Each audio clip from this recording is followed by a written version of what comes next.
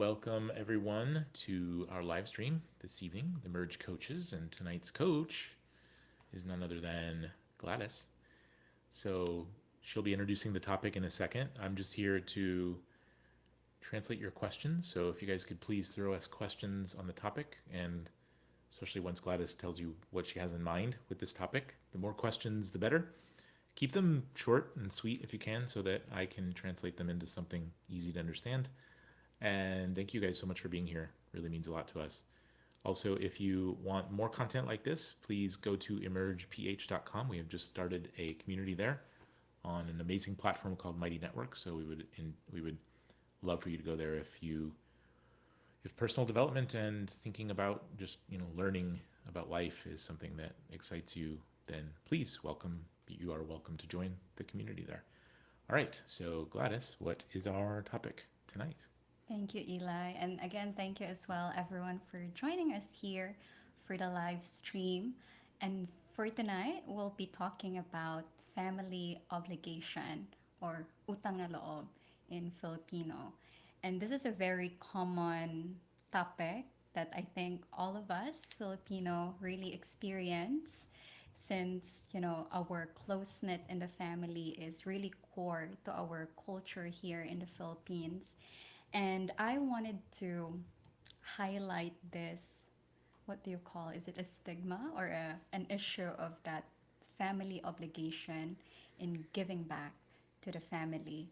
Like, that's really where I want to focus on. Like, is it, do we really have to give back to our family, or, you know, explaining the the story behind it, or yeah. So I'm so excited to receive your question, and I'm hoping that I will be able to answer it the best I can. I will start out with a question of my own while we're waiting for other people to type theirs in. Um, it took me a couple of years being here and talking to a lot of people before I started to observe how prevalent this obligation was in culture. And the longer I've been here, the more I see how some families really don't do this. So it's not ubiquitous, not everyone, right? But a lot of families seem to just adopt this. They just adopt it they learn it from their parents and they just pass it on. Mm-hmm. But I guess my question would be, in your perspective, how, well, I think we're talking about a sense of obligation that may not be good for. So let's start with that. Let's say, um, where do you see it being kind of just fine, not a big deal, and where do you see it being negative impact? Where do you see it being Mm-hmm. a problem, if at all? Do you see it being a problem? Yes, I thank you for the question, Eli. Like, when you're in a place of giving genuinely, especially to the people that you care and directly to your family, like, it's such a good feeling to give and help. But for my experience, it happens that, and also I've heard a lot of people that I know who are in this place of they can't even give to themselves. It's like they feel obligated, even though their family doesn't even ask that, but it's already like core to them to like give back. Like, they feel like it's it's unfair if they will just spend it for themselves. So I guess it becomes negative when it's not sincere from you, it's not genuine coming from you, and you feel that, people are expecting you to give and they're waiting for it. So therefore, it's not a genuine giving anymore. It's now like a responsibility and obligation that if you don't do it, they will, you will receive a negative emotion from the people that you care about, and that's something we don't want. So we are, So it's not fun to give when it feels forced, yes, right? When it's not exactly. voluntary. Um, and you mentioned about, guys, please throw in the questions. But if not, I'll just make them up. I'd love to hear questions from especially from Filipinos, like what you guys, or maybe statements as well, or share stories. Um, So you mentioned that people, whatever age they might be, who are in this stage of let's say earning, and then they feel very obligated to quote unquote give back, which Mm. maybe give back is not even the right word because it sounds so positive, but like give everything, you know, Mm. like everything that you earn that you don't have to use to your own food, like you're sending it back home, right? Yeah. Typically kind of like that. And therefore they, you know, what happens to them? Because I think you alluded to the fact that it might not be good for them, Yes. that they don't have anything maybe left for themselves. Is that like what Right. happens? Or And I will just set an example. Like mostly OFW, I think, really experienced this where they decided to sacrifice leaving their family and going out of the country to work and to be able to help give back to their family. And what's happening is they are giving everything. They're not even saving things for themselves. And I've known people like this, a close friend of mine who's, worked as a domestic helper for 6 years and then just realized that she's already at a certain age and she doesn't have a family yet. And when she wanted to create her own family, she felt like she's not ready because she doesn't even have any savings of her own. And that's when she realized that, oh, I've been, giving everything to to my family without even asking like what do I need? What yeah, something like that. so people end up not being able to, feeling like they can't take care of themselves, like, Yeah. or that if you did things to take care of yourself, that you feel guilty, Yes. something like that. And I think that comes from, at least for my own experience, it's like the idea of giving here. Like, we are taught that it's good to give, it's better to give than to receive, that type of thing. Like, if you give more, then you will be blessed more. Therefore, like, and it's interpreted differently. So now, if you have enough money, you give everything to, you give everything to who's asking, who's in need. But then you're not really asking yourself that, oh, what do I need? That kind of thing. Yeah. So we have some comments. You know, like Steve and Bobby, um, what I've come to observe coming here from the US and just like digging into people's psyches and their emotional makeup and their issues. Again, not everyone, but pretty prevalent. I've observed, I've had a lot of conversations with people that really were expressing to me how resentment would creep in. And when, let's say you're one of many kids, right? And then your parents choose you, and maybe partially because you're a girl, often they choose you to get the education. So they kind of invest in you, and that part of the investment is the expected obligation that you'll not just pay it back, but that you'll really be tied. It's like you're shackled to take care of, basically pay for the education of your younger siblings that come after you. And then when your parents reach a certain age, pretty much you're expected that you're going to be just always taking care of them. And I'd like to, so I think, you know, looking at this topic, it's like where does this hold people back and or limit the growth of Filipinos? This is the Mm-hmm. biggest thing I would like to ask. Mm. Is like, do you think culturally, obviously, you know, as Steve pointed out, he said he thinks there should be a responsibility for obligation, that there's no other safety net. So that's also, you know, a fair point.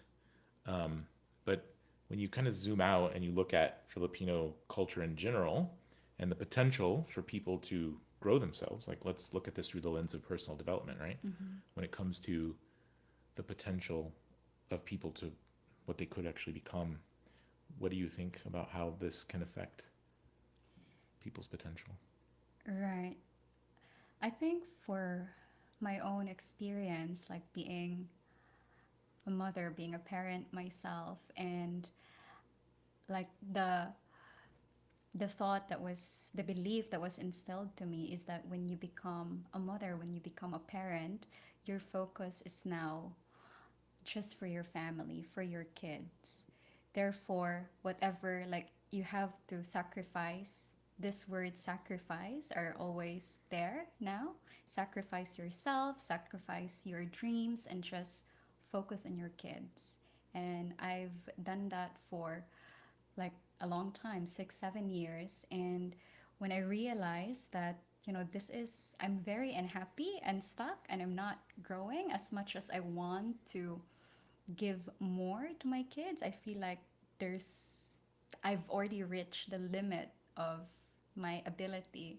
And so when I started shifting my mindset to like, what do I want? Like, I want enough rest for myself. I want just enough sleep and be more healthy. And when I started to just do that, like acknowledge it and actually give myself that break, like rest more, hire a helper to actually help me look after my kids so I have time to sleep, I have time for myself, and it just gives me this, it makes me feel better. And I think a lot of people here in the Philippines, especially parents, they don't want to invest in themselves, invest in maybe, you know, paying for a helper, or invest in maybe learning new skills because they think that it's selfish. But if you would actually think of it, that investment that you do for yourself would actually allow you to be better and allow you to help more to the people that you love. And at least for my experience, that's what happened when I started investing in myself, making myself, better every day, and even just internally, just feeling better emotionally. Then I can connect and spend more quality time with my children. So yeah. Yeah, I think those make a lot of sense to me. Is there any other questions here? There's people commenting and talking about it, but I don't see specifically questions. So I guess my next one would be um, looking at this from the perspective of, again, kind of zooming out and looking at generations over and over again, right?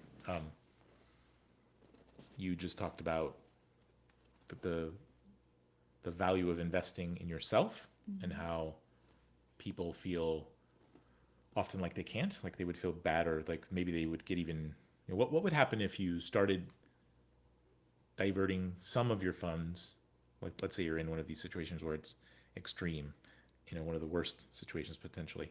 You started diverting some of your funds to yourself to improve your wardrobe a little bit, join Toastmasters, pay for some courses, buy some books. What would be the potential? What might happen in the worst case scenario? Worst case scenario. I think it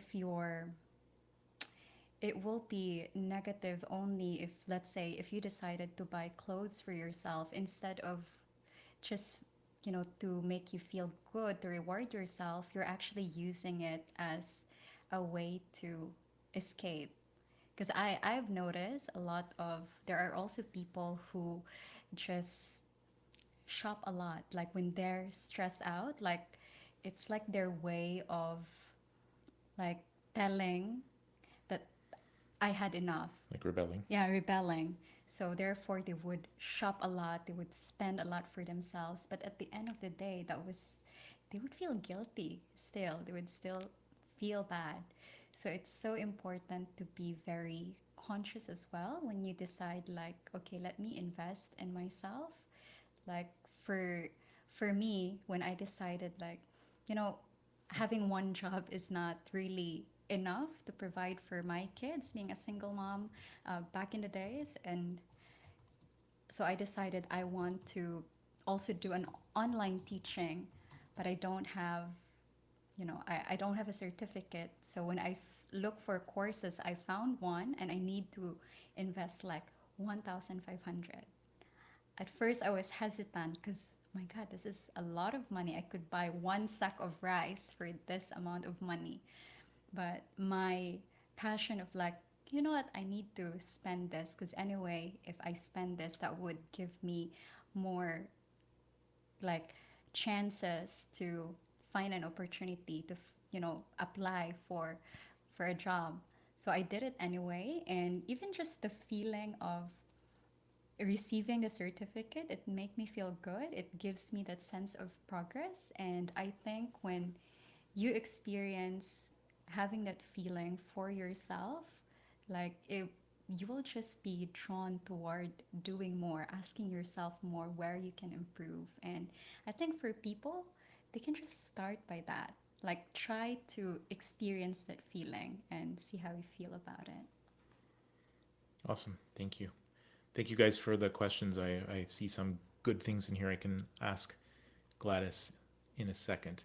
But first, just kind of continuing that train of thought of just, looking at this whole situation and kind of the patterns that you see. In the case of someone who really does care about their family, they're not trying to be selfish or rebel. They're not, spending all their money on drinking and cigarettes, and like they actually care about taking care of their family, right? And maybe they don't really love the feeling of being obligated. They would love it to be voluntary because it would feel a lot better. And they don't love the feeling that they would be struggling with guilt if they do anything to invest in themselves.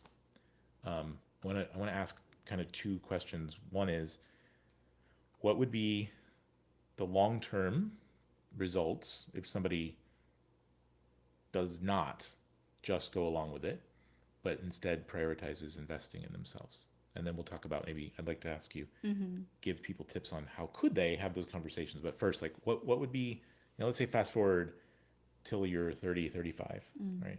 What would be kind of the difference in outcome for that person and their family if they, in your opinion, if they would either go along with the system or, change and invest? So I think I will start by, it's like when you don't tolerate, if you already notice that you're having this feeling of you're giving because you're obligated to, your family is guilting you, like instead of going along with it, think of it in a way like, if I continue to do this, I'm training my family to just be lazy and just to depend on me instead of giving them an opportunity to find resources for themselves. And if I truly love my family, I don't want them to be lazy people because I will not be with them all the time. And I don't even know if I will have, resources all the time. So what if I don't have enough to give? Then what will happen to them? So if you put that in mind, then that would allow you to actually, when you say no to your family, when they ask help, don't feel bad about it. Instead, look at it in a different perspective this time. That if I say no, then that would allow them to be more resourceful for themselves. Especially if you know that they can, unless it's really an emergency, then if someone asks you, then go ahead and help. But there are a lot of cases when family just ask because they're used to it. Okay. So that's advice which is, stingingly honest about how to maybe, like having the guts to and the principle behind it. But what would happen? It sounds like you're kind of advocating that people would invest in themselves. So what would be the long term, fast forward 10 or 15 years, what would be the long term benefit in your mind of choosing to invest more in yourself? Like what would be the payoff for you and your family? I think that actually allows me to be able to give more. Like, not just in terms of financial or, material things, but now that I'm starting to invest in myself, I have a lot of time and energy to give them. I can give them emotional support. So I think that's very powerful. And I'm directly to my kids. Like I've noticed before when I'm just focused on work, work, work, how can I earn money so I can give them, I can provide for their school, I was stressed all the time. And I don't feel happy with the quality of engagement that I have with them.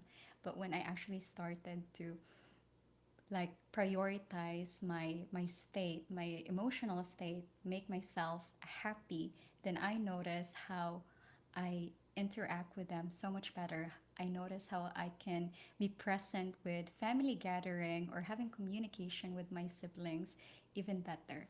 So I think that's like one of the, the advantage or benefit of prioritizing yourself.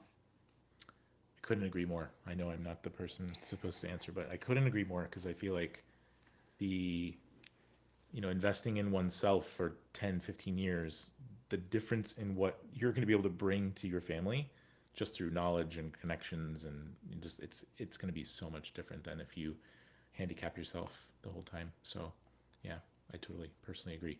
All right, I'm going to kind of blend together three different things here. Lorna said something about could it be connected to healthy boundaries? And you and I were just talking about the word boundaries earlier today. We're actually going to do a whole live stream, right? Yeah. On boundaries versus agreements later, but might play in here. So she said, do you think it has to do with knowing how to set healthy boundaries, especially with family?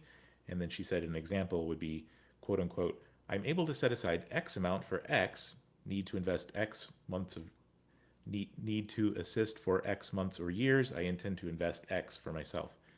Um, yeah, I guess there was one. Yeah, I'll leave it at that. Like Mm. what? So just go from there. Yes.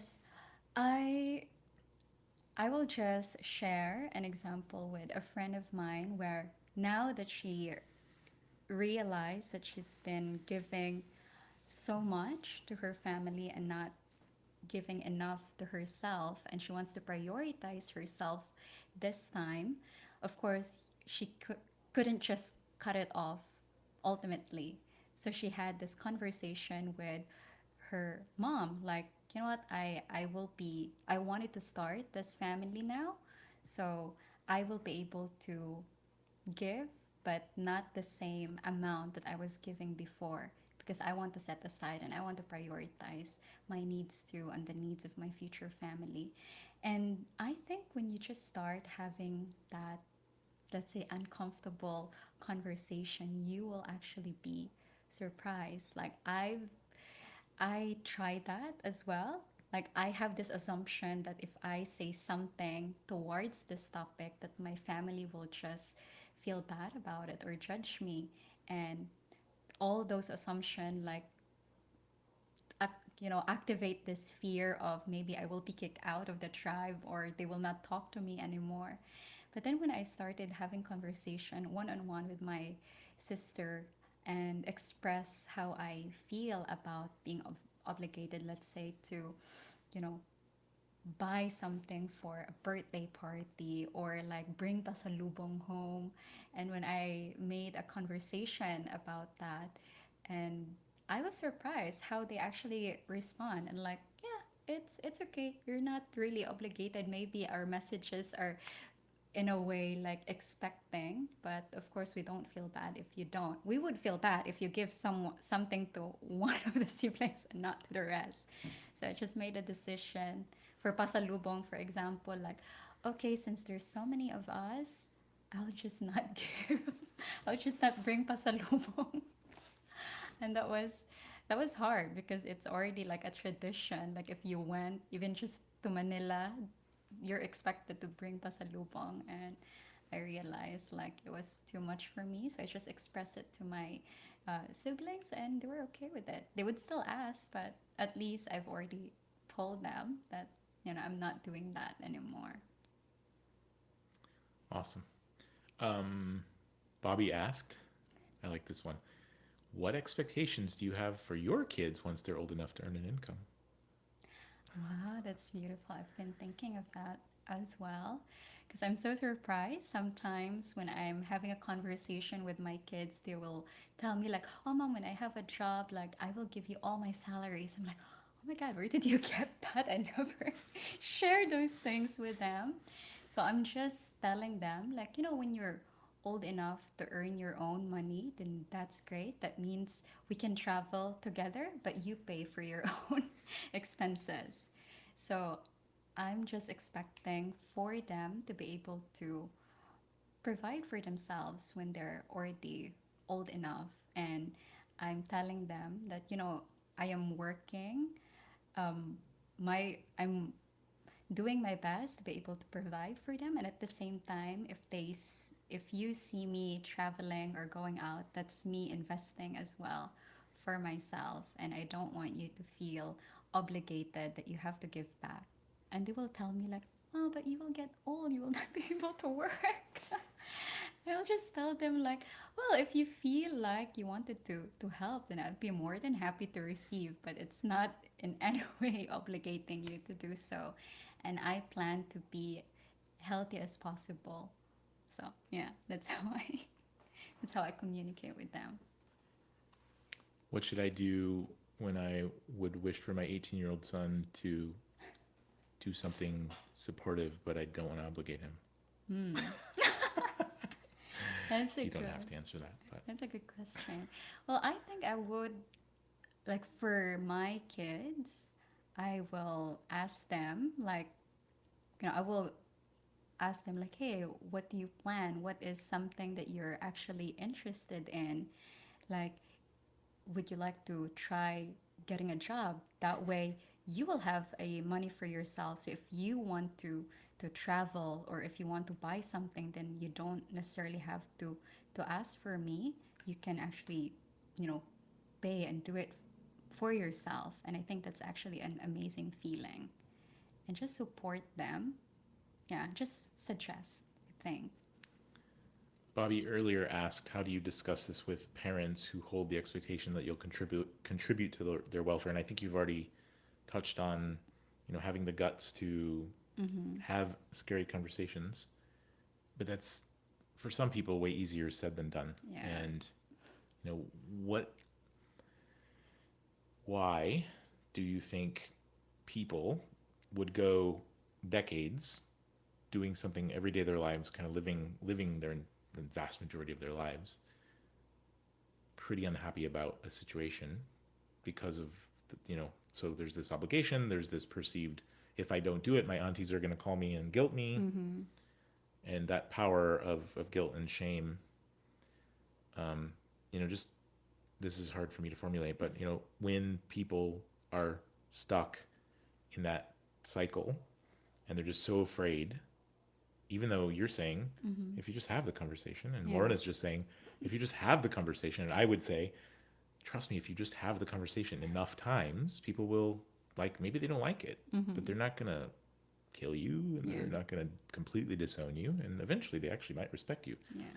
But what could you say to somebody who is listening and they're like, yeah, you don't understand, and they're just so scared? Mm. Like, can you think of anything else you could tell them to Mm. reassure them that these conversations are worth it, even though they're super scary? Trust me, I've been there. I've been in that situation where I feel so scared to say no to my family. First, the house that I lived before owns by my sister, and my fear is to lose that house. Then I don't what me and my kids will be homeless. So whenever they ask me like, "Oh, let's chip in for this so that we can build this," even though it's not really aligned for me, I was in that place of just giving, just contributing, even though I my money is not enough anymore for the budget of my family. Then that's now my problem. That's now my burden that they don't even know, or they don't even, yeah, mostly they don't even know. And the way I was able to do it, it wasn't necessarily intentional. Mostly it happens when Odette came. And that's why we're creating this video, because I've experienced it myself. And if there is a way for me to just make that bridge for you not to go through that pit, and not to wait till there's a typhoon or tragic thing happen for you to make that decision, then I'll be very happy to share it. So in my case, it was the Bagyong Odette that wiped out the house. So now the house that I've been clinging to is gone. So I have no option left, which is to rebuild or rent. And renting is more accessible for me. And being able to get out of the environment where I was in, it's like going out of the bubble and being able to expose myself from other people, from other perspective, that just allow me to start questioning, that allow me to start reflecting about the decision, about this family obligation. Do I really have to continue making myself obligated, or do I start, taking more responsibility about myself and being more like owning more what I want and prioritizing more what I need and what my family or my kids needs, instead of just, you know, following the obligation that other people like put to me. What do you think about the consciousness of the people doing the obligating? So whether it's the parents, whether it's Mm-hmm. siblings, whether it's aunties and uncles, whatever. Do you think it's ever, I don't think it's evil. I don't think there's anybody out there Mm-hmm. trying to make anybody else's life miserable. But, what do you think about kind of the dynamic of it just being it's just assumed because it's just the way it is, right? Mm. Like, any thoughts on that? Yeah, when I see other people in that place where they're expressing that, expecting that, oh, I'm happy that my kids are graduate now from school, now finally I can rest and I can just, expect them to help me. And I think the it's because you feel like you've sacrificed so much, like, about yourself. You haven't done anything for yourself, that now you feel like it's time for them to give back because you've given so much. But the thing is, like, let's say I will just go back to the kids. When you gave birth, when you decided to create your own family, you know, they don't have, your kids doesn't, we're not able to, doesn't have the chance to agree to that, agreement of like, I will take care of you, I'll give life to you, and in return you'll do this for me, you'll be my, what do you call, uh like security something, Safety net or, safety net. Yes. yeah, insurance policy. Yes, exactly. And I think that's just very unfair, because maybe if you will, unless there's an agreement between the two of you. So now when your kids are already an adult, they can make their own decision. You can ask them for help. But if they decide that, no, I don't wish to help, or no, like, I will not continue helping anymore, I will prioritize this, then I think you shouldn't take it negatively. And I think it's healthier that way, when you really make an agreement, instead of just having that perceived, like COVID contract, they call it. Yes. And for sure, people, especially family, like, if you will automatically just wants to help and give, but once people expect it from you, that's when it really gets heavy Yeah, and, ugly. causes a lot of Yeah. internal issues. So if in your opinion, and I agree with you, and I think several people here seem to agree, like Lorna seems to agree, that it's not the most healthy dynamic where Mm-hmm. this just keeps recycling, right? Where, Mm-hmm. okay, the parents didn't invest in themselves, they don't really feel good about how, whether the narrative of sacrifice is reality or not, but that's what they are telling themselves, right? It's like, well, I haven't really taken care of me, so now it's time for you to take care of me. But then now it just happens generation after generation, right? So how, what are you suggesting? What could we do as parents? What kind of example Mm. could we set to change this dynamic, or reduce the, like, shift it? Yeah, it's like, now that you've noticed that, start putting an end to that pattern, and start investing in yourself, showing your kids that even though I already have a family, even though I already have kids, like I still try to put myself together. At least try to invest in buying eyebrows to, you know, and I think that would inspire your kids to like, oh wow, my and for me at least with my children, it makes me feel happy when they express like, oh wow, I'm so proud of you, like, oh, you look so beautiful, like those kind of words. They don't see me as so haggard and stressed because I've been just working a lot. And now that I'm working hard, they're asking me like, oh, what do I do, what is my job? And now they're very curious like, oh, what job will I get when I grow up, instead of, because I've experienced this in my childhood where like get a lot of words where, oh, I've sacrificed so much, like I all my salary is given to you now, I can't even buy things for myself.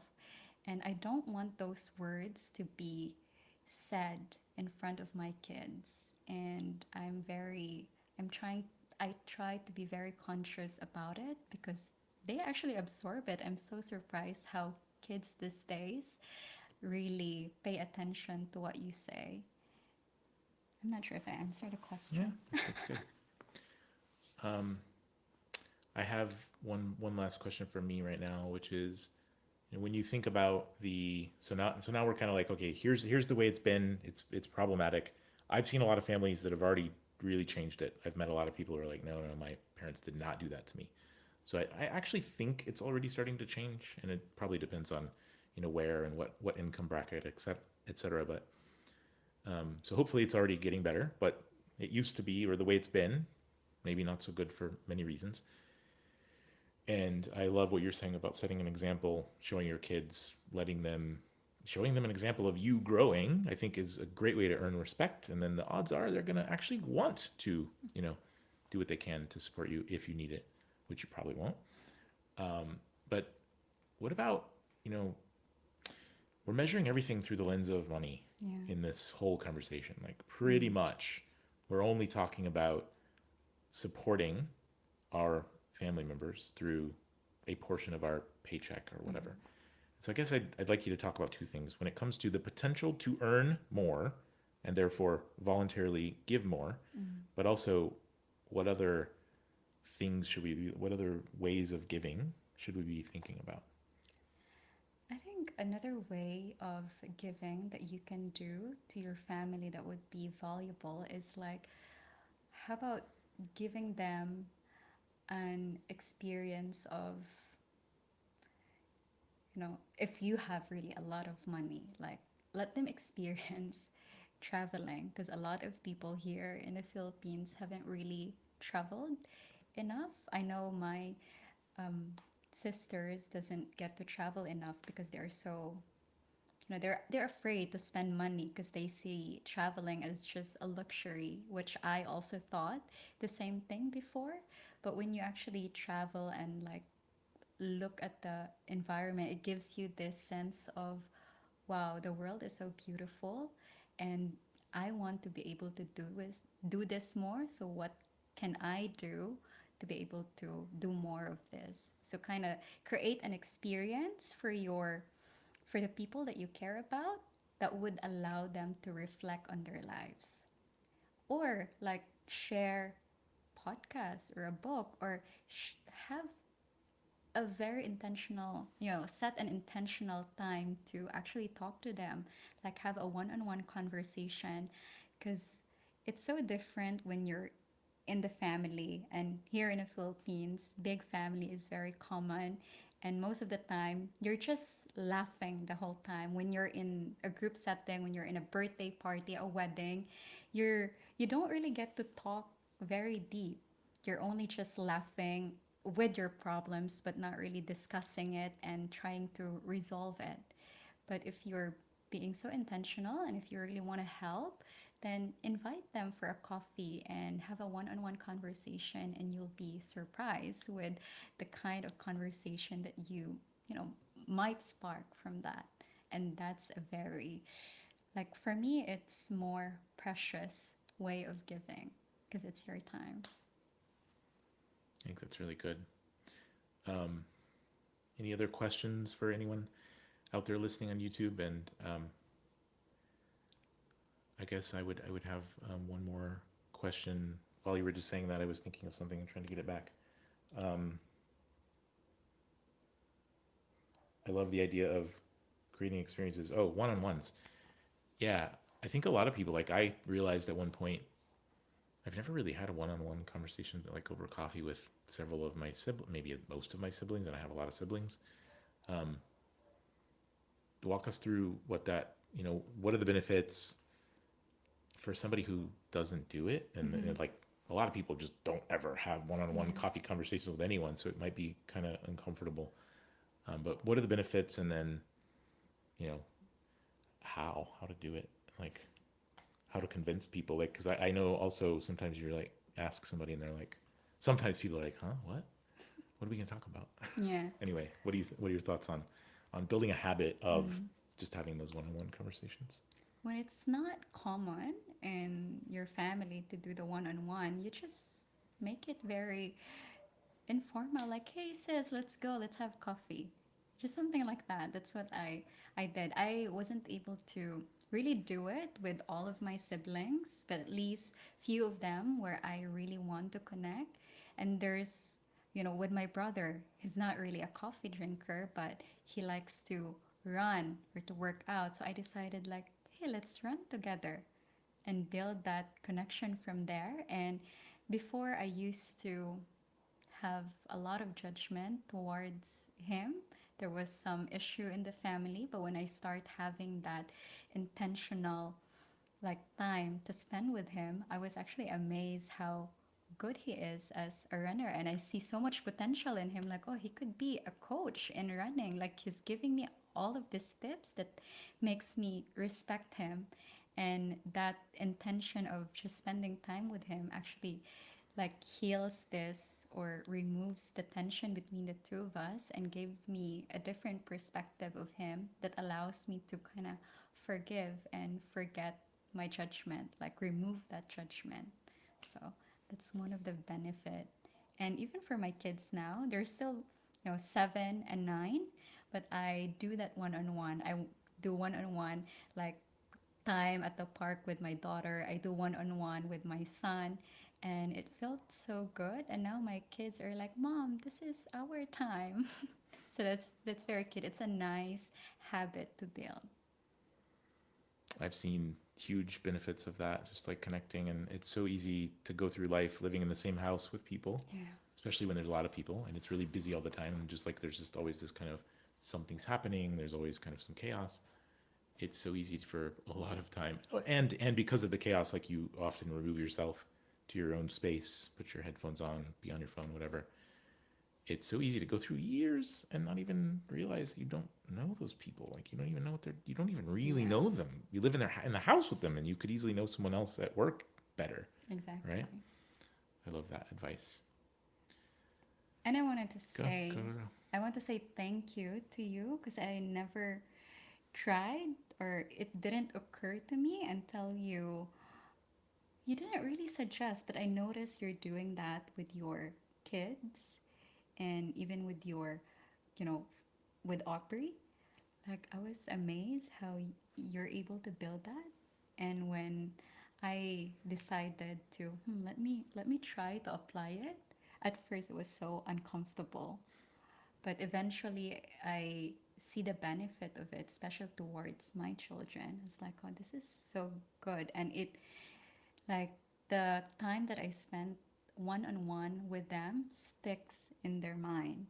Yeah, it does.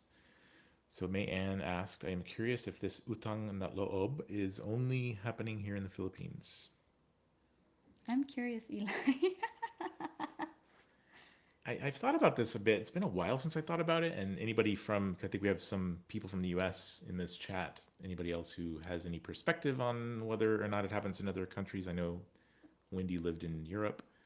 Um, I think, if anything, it's kind of flipped around in the US. It's sort of assumed that parents will mm, it's desirable and an assumed goal that parents would take care of their kids at least until the point that they can set them out on their own, if not beyond. That you would hopefully have kind of a nest egg that you can maybe even help your kids travel, things like that. So I don't see the obligation for kids to give back. Even it's actually kind of a bad thing, I think, because to some degree, it's too far in the other direction, because in the U.S., like a lot of people when they're aging, they end up in a nursing home rather than very connected with their kids. So yeah, for me, like the ideal scenario would be that you have a truly close bond throughout life, and that I think that this obligation actually causes separation. That it causes resentment. It causes the obligation does not bring people closer together. And in the U.S., we have similar problems, but for different reasons, I think. So somebody said India too. So I guess It's not just thank you, Philippines. thank you ADTC for sharing that. Thanks for being here. Sabrina said, and I haven't read this yet. I'm reading it out loud. Hi, Sabrina. This is for Gladys. I'm curious to know how would you like to respond to the family who is asking for money because they look at you as financially abundant, knowing that you have a foreign boyfriend? That's common. And it happens. And I just have to tell them that, my this is not an ATM. I don't have And any money left. it's like I just would say no. Like I I'm not comfortable asking money to Eli to be able to help them or give them. And I will just tell them that, we are earning money because we're also working so hard for it. And if there's abundant for us, then we will give. We will, you know, what do you call that? Not in an obligation way, but what's the word? Voluntarily? Voluntarily, like give, voluntarily offer, but just don't expect. And I receive some comments, and people would say something like, what's the English word? Just say it in Bisaya. It's for Sabrina anyway. Yeah, it's like, kung ano kaayo ka, nang lahi na jud ka, murag hilas na jud ka kay dili na ka mo mulingi, di na ka mo hatag. And Some yeah, implicit complaining, yeah, I'm guessing. exactly. And I am just not taking it personally. Like I I can understand if they would feel bad about it, but I'm not taking it personally for myself. And I think the good thing is because before I used to be so afraid because my family is like a place where if something happens to me, they're there. Like they're like my, what do you call that? Like they're my fallback because they always say that like your friends will just leave you, but it's your family that would always be there for you. So if your family needs something, give.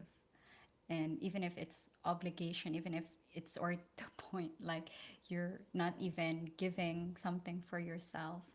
And what helped me to also break out from that pattern is to consciously surround myself with amazing people, surrounding myself with people that I can call my family. Like even if they're my friends, I can be more close to them compared to my direct family.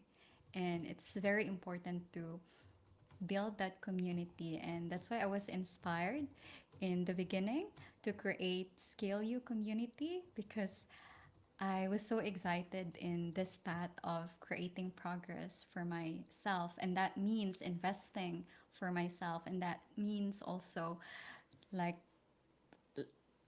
putting an end to just you know giving to my family because I'm obligated to do so. And when that happens, I it makes me feel sad because that means I'm less connected with my family. I already live away from them, and that gets lonely. But when I start building this community and trying to look intentionally for people that's on the same journey as me, it felt much better. Now, this time I don't feel alone. This time I was able to attract Eli. This time I was able to attract people in this community, and it just felt so good. Like I have the support system right now.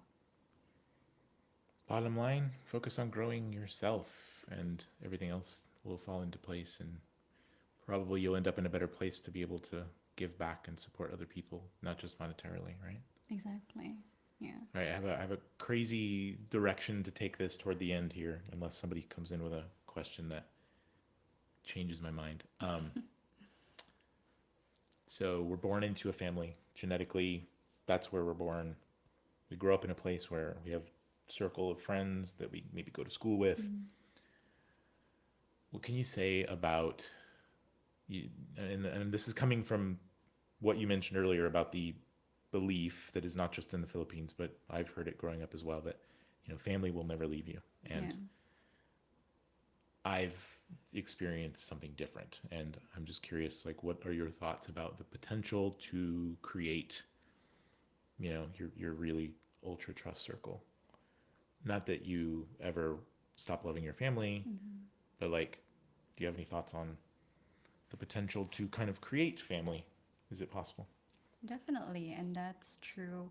Building a community or finding a community that you are aligned with. And I remember this conversation with Lorna where it's like expand your circle, try to meet more people as much as you can. And then when you already have enough or so many people in your life, then you can narrow it down, tune it, and just like be more, because of course you will not be able to communicate and keep in touch with everyone. Now that you have a lot of people that you meet, try to filter them in a way like who are actually the people that very aligned to me, who are the people that nourish me, who are the people that supports me, who are the people that actually cheer for me, and people, those kind of people, then I will try to do my best to connect with them even more. And that's how you build amazing friendship and community through that intention. Yeah, I see it the same way, and I really do think that sometimes we can go through life not questioning. We don't question assumptions or presuppositions that are just baked into us culturally. We don't stop and ask ourselves like, huh, could I possibly? What if you grew up homeless? What if you were like, from as long as you could know, you were a street kid and you had no family, an orphan, right?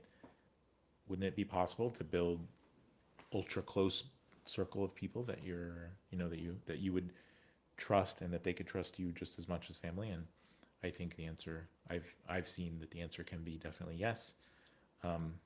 Yeah, and I think in the world that we live in right now, and look at the Philippines as well, obviously part of that world, but it has its own challenges when it comes to culture and economy, et cetera, et cetera. But it's an amazing place. Like, there's so many really amazing people here with tons and tons of potential, like great English. Like, there's so many things going well for Filipinos.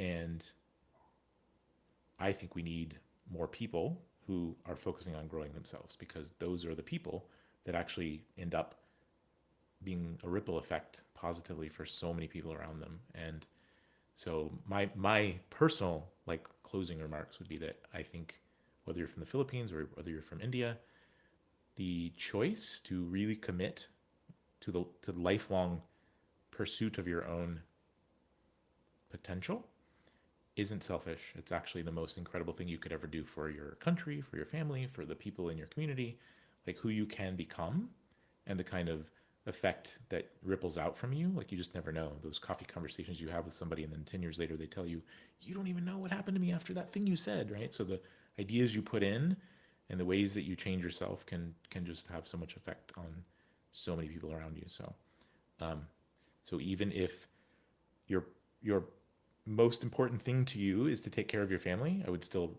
personally suggest mostly prioritize growing yourself. Take care of your family as much as they actually need you in your 20s, even early 30s.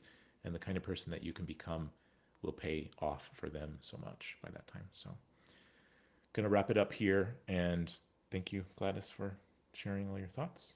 Thank you, Eli, for the question. And thank you, everyone, for asking. Amazing question as well. I love it when I'm given question because that allows me to think and reflect, think of the things that I've experienced and know. And when there are questions that's still new to me, that also allows me to reflect on it for the next day. Like, that question is interesting. Let me think about it more. So it really helps me so much. And I guess the parting words that I would just share is like, instead of giving back, I like what I think it was Bobby who mentioned about paying forward. So I really love the feeling when I give something to someone, and that person that I helped, they're also able to help other people. That for me is just Yeah. amazing feeling. And also when you are in that place of, for me, true generosity is when you give and not expecting anything in return, even a thank you from that person. So, like, just giving it anonymously, I think that's really the amazing thing. And I wish to do that more. You just reminded me of a book I read a bunch of years ago from Adam Grant called Give and Take. And one of the takeaways from that book I realized was that if you give to givers, it pays forward. Like it goes out to the world. And sometimes people are takers without realizing it. Like it's not evil, but they just think that they think there's scarcity. And if you just give to takers, like it actually ends up kind of just sucking into a black hole. And I realized there had been some people I'd giving to that are just, it's not going anywhere, And so finding people who are actually helping other people like that. Yeah, I love what you just said. That's a really good book, by the way, guys. All right. Thank you so much for being here. It's amazing. Again, like I said at the beginning, we just are launching the beta version of a community space called, well, if you go to emergeph.com, you'll see this platform called Mighty Networks, and we're going to have a lot of content there that's not going to be here. But we are doing these every 2 weeks, and it won't just be the two of us the whole time, because we're always learning also the things we say. I want to give a disclaimer, like we don't profess to know everything about what we're talking about. This is just like what we see at this point. So we're learning with you. And yeah, the next one will be 2 weeks from now. Yeah. And someone other than us. Yes, we would Just definitely don't know who yet. invite. Okay. So we'll be bringing in other people from Emerge coaches and people that we think are super credible authorities on certain topics, and just keep an eye out for the upcoming live streams. Thank you guys for being here. Thank you, everyone. Have a good evening. Always want your feedback as well. If you think you can show us how we can make things better. Thank you guys. Take care.